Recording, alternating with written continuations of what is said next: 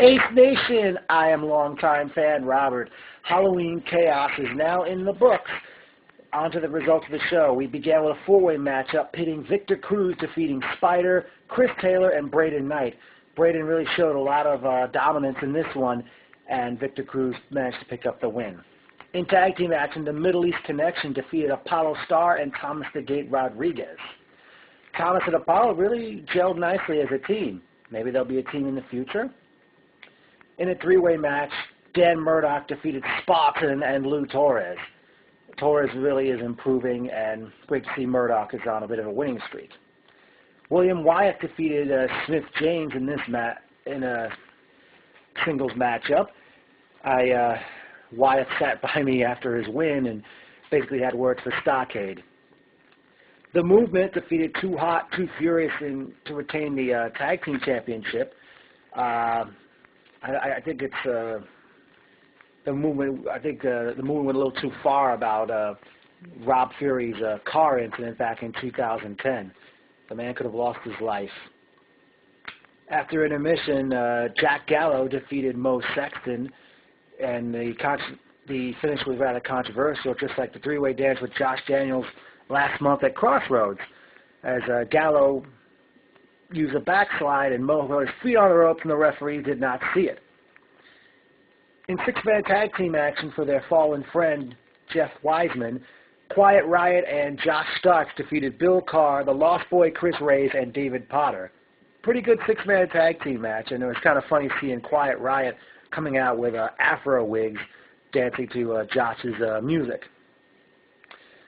Dan Moff defeated Vince Steele in a very hard-hitting contest, which saw Vince Botchamania on my part. Vince Steele's chest, beaten raw, it seemed. Quite a contest between two monsters of the Midway, so to speak.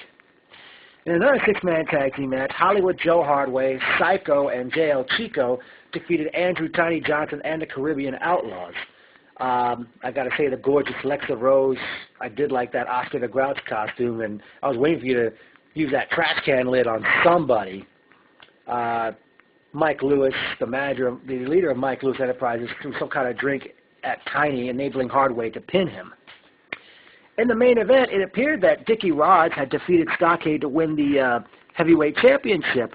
Stockade accidentally clotheslined one of the referees, and Chris Shady Torres eventually made a 3 count for Dickie Rods, but the original referee gets up and says, no. Dickie Rods wins the match, but on a disqualification because Stockade had hit an official.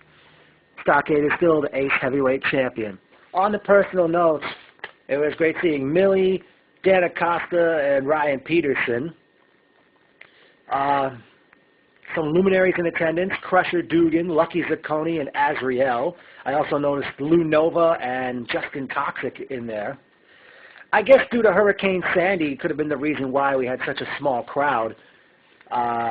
Maybe the next show they'll pick up. On to some memorable quotes. Sit down, Lottie, Crusher Dugan, when I took a picture of Ryan Peterson's sign. You're a pansy ass, Millie to Smith James.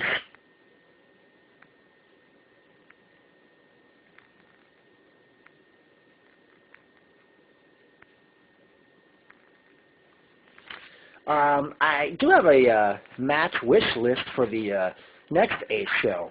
I'd like to see Stockade defend the title against William Wyeth. I'd like to see Dan Moff one-on-one with Bill Carr. I'd like to see Andrew Tiny Johnson against Hollywood Joe Hardway again for the Diamond Division title. I'd like to see Mo Sexton versus Jack Gallo with some kind of a stipulation, maybe an Iron Man or 2 out of 3 falls. Who is really left for the Movement to face? The Movement have been tag team champions ever since March, and they've beaten everybody in their path. I mean, who's really left in Ace for them to face for the titles? I don't know who's going to be next. No Nikki Adams in attendance. I wonder if Ace will ever bring back their women's division.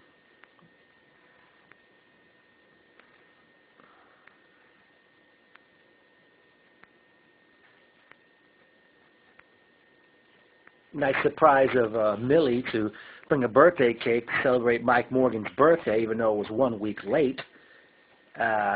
Seemed like the wrestlers weren't going to let Mike talk. They were so busy hitting that apron and slapping, like chanting, "Thank you, Mike," and I forgot what else they were saying.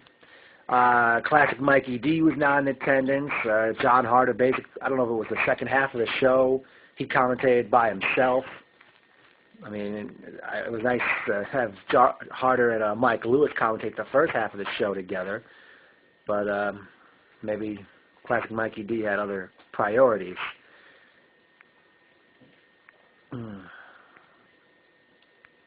Definitely, I'm still wanting to know what's going on with the November 10th show in Brooklyn, if it's going to happen. I definitely can't understand why nothing's been announced about that just yet.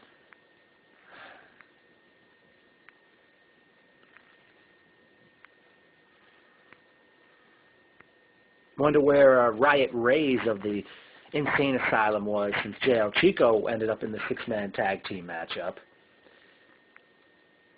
And Mike, I sure hope the main AceProWrestling.com gets back up pretty soon, because I don't know why. I mean, I know it's been down for the last few days, and we did talk about that after the show.